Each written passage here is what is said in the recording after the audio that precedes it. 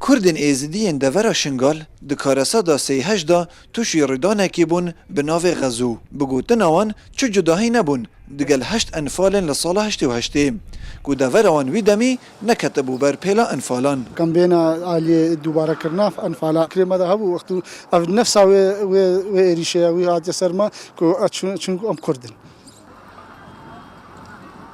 Evên wekû çalakvan piştî rêdana sêheşt di nav Kurdên êzidî da kar kirîn dibînin gelek hevbeşî di navbera enfala çardeyî çar li sala 1988 û Xezwa sêheşt 2014 da hene.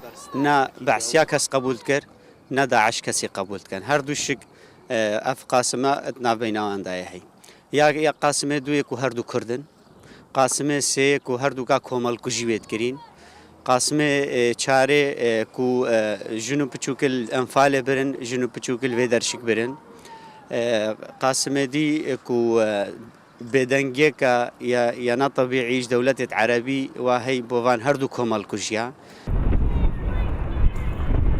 Kurdên êzidî dîr nabînin her wextekî Kurd çi texûçîn jî bin dubare û çend bare dîsa ve tûşî enfala û karesatên hevşêwe bibin. Êdî divêt Kurd êkrêzî û navdewletîkirina kêşên xwe bi giringî werbigirin û bîreweriya karesata enfalê hinde giringiyê pê bidin her wekû simbolekê. Via bavêgev zarokê kiçikok zanî ve îro çardey çar roja enfalaya kal germiyan çî rûda kal çemçemal çî rûda kadê çî êtekirin dê çawa ête saxkirin ev roja bid ev roja bite rojeke sumbulê vî milletî eger na em ê bêmêjona.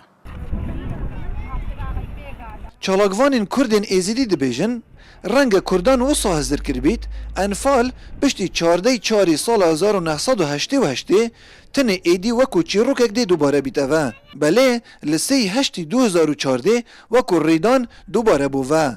Di mayê 27 salan da du rêdan bi serê Kurda dihên êk bi navê enfal û êk bi navê Xezû. Ew ê ageh ji êkê hey û tam kiriye ya dîtir dibêjin çi cudahî di navbera wa da nebûn.